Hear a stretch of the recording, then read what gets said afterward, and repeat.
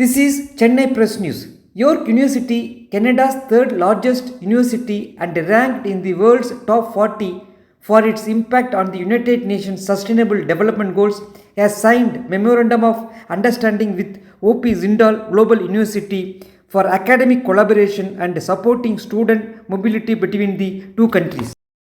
York University is proud to invest in several critical initiatives that will strengthen the ties with India and create mutually beneficial opportunities for our talented students and researchers, including an Indian immersion program with OP Jindal Global University, as it is important for Canadian students to understand India, its growth story, and the impact of India on the world. During the MOU signing, Dr. Rhonda Linton, Vice Chancellor, York University, said, "Progressive universities are essential to facilitate global engagement to address complex challenges facing the world."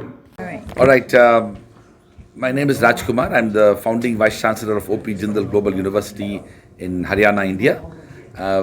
We are here with the President of York University in Canada, Professor Rhonda Linton, and her team of colleagues, the deans of the various schools.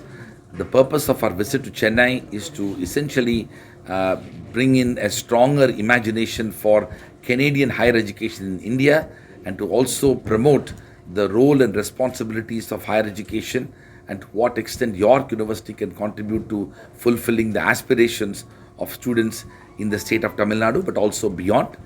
We have signed a memorandum of understanding with York University, OP Jindal Global University and York University. We had this relationship for the last 10 years and now we have expanded it to building a university-wide relationship. The purpose of York University's visit is to expand and deepen that engagement further. They have been visiting number of institutions in different parts of India, including in the state of Tamil Nadu. Now I request President Rhonda Linton to share a few perspectives. Yeah, so as I mentioned before, we are very committed, core to our academic plan, to globalization, understanding the imperative of working with other universities in other countries, especially like-minded countries, where we can ensure that we are continuing to cultivate the talent that is needed and that we can partner and collaborate and act as conveners across sectors, across countries, in responding to and addressing the set of the poly crisis in terms of the variety of different kinds of challenges facing the world today. So we are absolutely here to work and to expand and to deepen our relationship with Jindal Global University, but also to learn more about the higher education system in India and to strengthen our collaborations and our partnerships with other universities inside of the variety of regions in India. Overall, right now, as I said, York University has about 10,000 international students. That represents about 18% of our student body, and our goal is to increase our percentage to 25%. Now that's overall across the institution, not just necessarily, but we would apply that kind of percentage, that interest in that growth to individual universities as well. That's our goal. But besides the students part of this visit, one of the things that the York University is also doing is to look at research-based collaborations, opportunities to work with researchers and even fund research that can advance and address big issues of our time. Essentially, the idea of a university like York University to come to India is to look at wide-ranging partnerships that transcend not just student mobility and movement of Indian students to York University, but also to develop joint conferences, joint publications, joint research projects.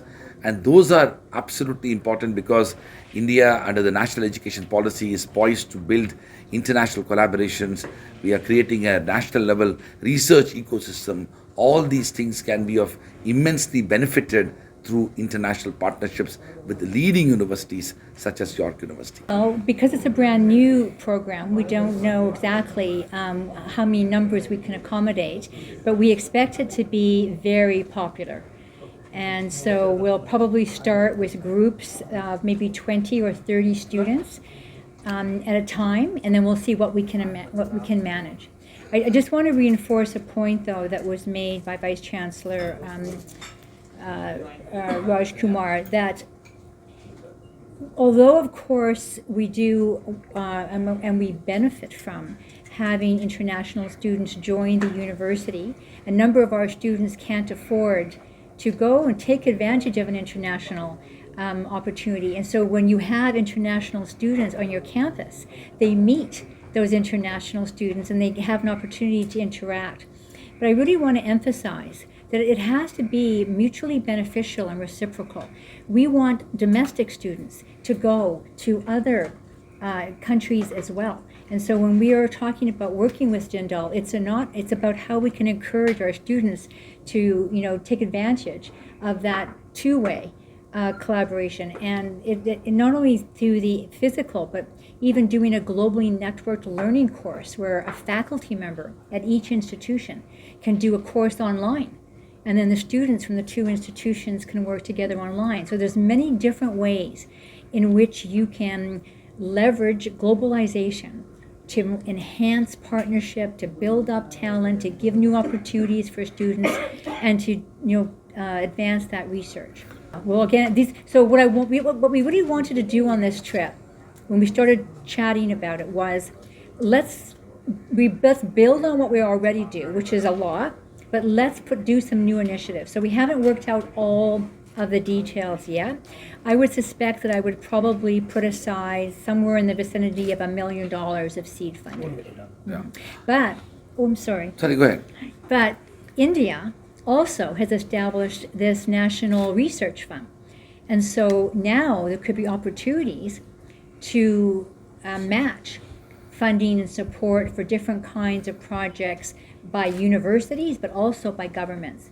And similarly, the Canadian government has also put aside monies for quite a substantial amount of money for inter-country research collaboration, for example.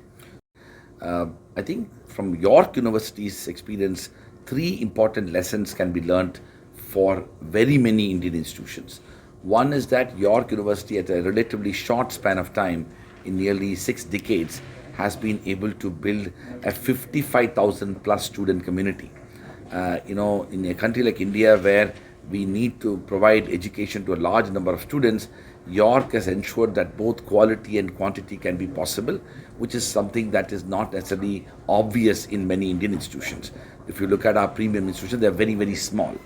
Second, York is also an example of how to ensure that you can provide world-class education and world-class research.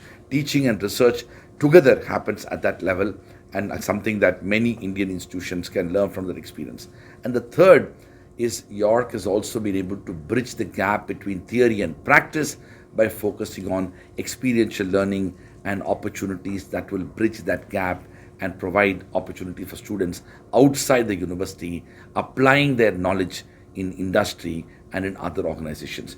These 3 are so central to the vision of the national education policy, and that is why collaborating with York University is going to be immensely beneficial for many Indian institutions, besides it being an inspiring opportunity for Indian higher education system. Okay.